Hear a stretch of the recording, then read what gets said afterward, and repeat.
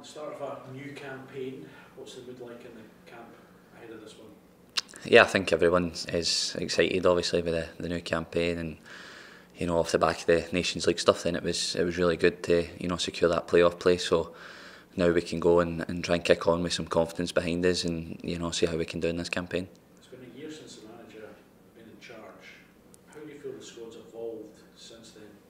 Yeah, I think it's been good. I think you can see, certainly in the last two performances, that we've got a way of playing now that we want to be fast, aggressive football, and get boys in the team that can run and really go and press and get after teams. And I think you've seen that in the Albania away and Israel at home. Two really good results. And as I say, we need to try and build on that as well. You had that momentum in the last two games, but it's been a good few months since then. Now, do you feel you're able to pick it up right away again?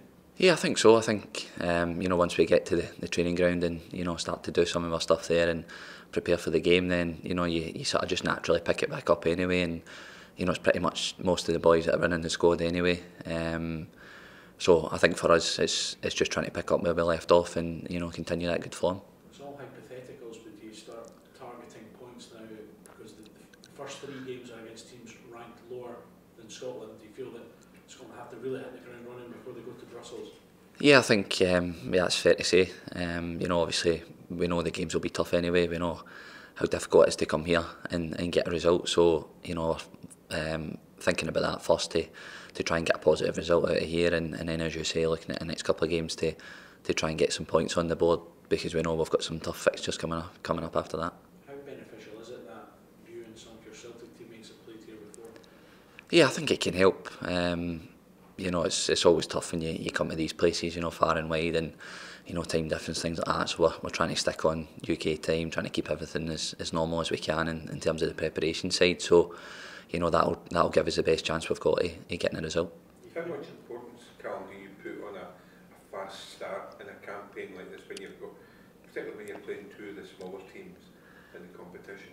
Yeah, I think obviously in football, momentum's massive anyway. So I think as soon as you get that first win, or you get that feel good factor around the squad, then it can snowball into anything. So I think to get a good start in the campaign, you'll see the confidence levels go up, and you never know in football what you can do. Are you confident that Scotland can start this campaign well? Yeah, I think so. I think especially off the back of the last two results, performance-wise, we were definitely at it. There was a hunger in the team to go and succeed. It was a big week for us back in November, and everyone knew what we had to do to get through, and to get over that hurdle as a squad, that sort of first major hurdle, then it gives you confidence, when you come here and, as you say, you're targeting a fast start, and that's what we need to do. You've got two bites at the cherry, really, to qualify for the Euros next year, but you want to take this one, don't you? Yeah, of course. You don't want to be relying on anything. As you say, you want to try and qualify out the group, on your own merit, and not need the second chance. But it's always good to have in your back pocket anyway. It's quite an exciting group, isn't it? When you look at it, obviously you've got the Belgium, who were magnificent last year in the World Cup, and Russia, who are obviously they did well as well in their home tournament. But there's a little bit of an unknown about Cyprus, because they can spring some surprise results from time to time as well, can't they? Yeah, definitely. I think that's probably the beauty of the group. You've got one or two big sides, they've been in major competitions, and then you've got everyone else that's kind of got a surprise package. So I think that's good for us to we've got to fancy ourselves going into the game, but ultimately the preparation's got to be done before looking at how they play and how we can try and affect that. So it gives us a good chance, it gives us confidence. How important was the 90 minutes for you yesterday?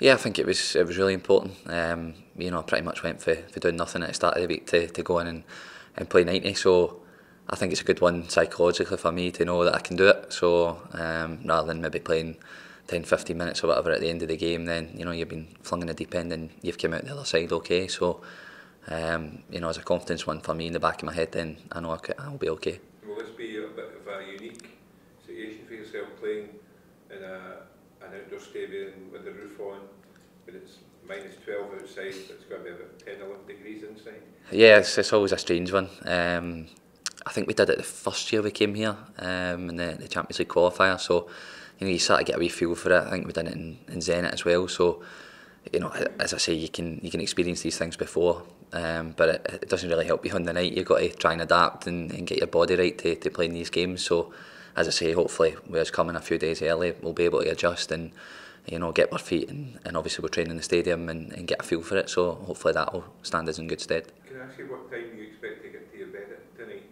in Kazakhstan time?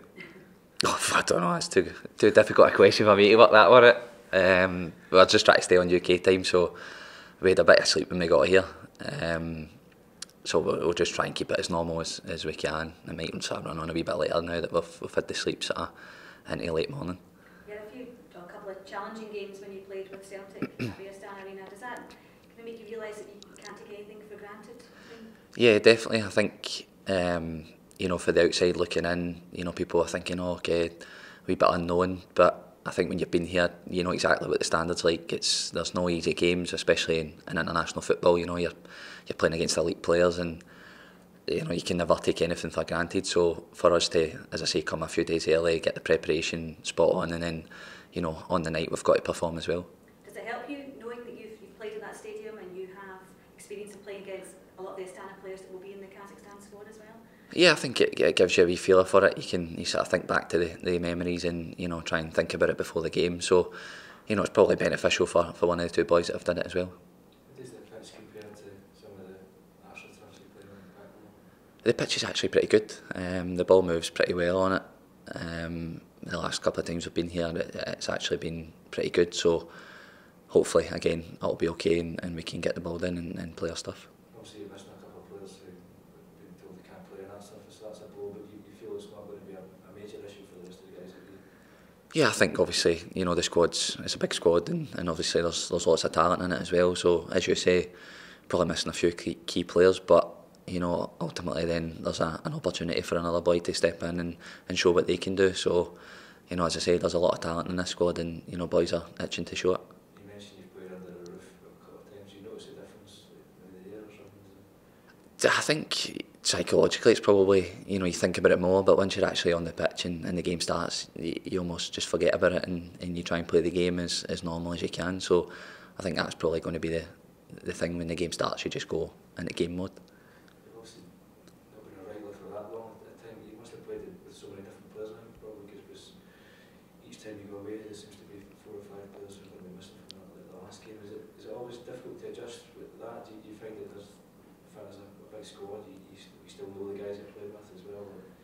I think you know, as long as you've got the core of the squad the same, then I think that's always key in football. You know, you need that stability as well, with, you know, certain ones always in the squad that can, you know, are going to play and things like that. Then it obviously does help. But you know, guys have done well. They've come into the squad. They've earned their opportunity to be here, and you know, everyone wants them to do well and help the team as much as they can. Pretty hectic day yesterday. You get confident we'll have no problems playing 90 minutes on Thursday? Yeah, hopefully I'll be okay. You know, as you say, pretty busy schedule, but you know, we're used to that by now, and obviously sports science guys are excellent. You know, I've got pool session this afternoon, get the legs right again, sleep again tomorrow, and you know, as I say, that few days being over here will help us adjust. So hopefully there's no issues. Callum lives it with no Andy Robertson, but also how big an opportunity is it for Kieran Tierney, if he's fit, to take that role, the role that he would prefer? Yeah, you know, as I say, Andy will be a big miss, obviously captain as well, and you know, we know how much he brings to the squad. But as you say, we're actually in a fortunate position that, you know, you've got another top left back to go in there and play and show what he can do in that position. You know, I've played with him for years now. I know that, you know, how good a player he is. He's a top boy, and he'll have no problem slotting in there and taking that role. There could be as many as 5 Celtic players starting on Thursday night. What does that tell us about the strength of the club just now? Yeah, I think, you know, the club are in a great place. You know, especially with the young sort of Scottish talent that's coming through, and as you say, you can maybe call on sort of 5 boys to go in and play in the national team as well, which again helps with the stability, helps with the ideas that the manager's trying to get across. And you know, you know, when you look about and you've got familiar faces in the squad and in the team, then you know, it does help. So how do you find playing with Scott Bain as your #1 in recent months? Obviously he's got a big chance possibly this week as well to nail down this role as well. Yeah, I think he's been excellent since he came in. you know, even before that when he was playing in cup games, he was always making big saves, and you know, obviously very technical with his feet as well, which helped him get into the Celtic team as well. And you know, I've got no issues with him. I think he's a top goalkeeper, and you know, he's filled that spot really well. And as you say, probably an opportunity for him this week to try and nail down this one as well. When you look back at his Celtic debut, Ibrox once, and he showed there he can come into a big game and play like he's been doing that for 3 years. Yeah, he was absolutely outstanding that day, and you know, he made a massive save in the game to help us win as well. So, you know, I think that was probably a perfect one for him to come in and show what he's all about on the, you know, the biggest stage. And I think since that moment on, nobody's had any, you know, qualms about him playing. Maybe outside yet? No, I keep looking outside at the sun. That's why I'm wearing shorts. The kid on it's warm, but I've not had a chance to get outside yet.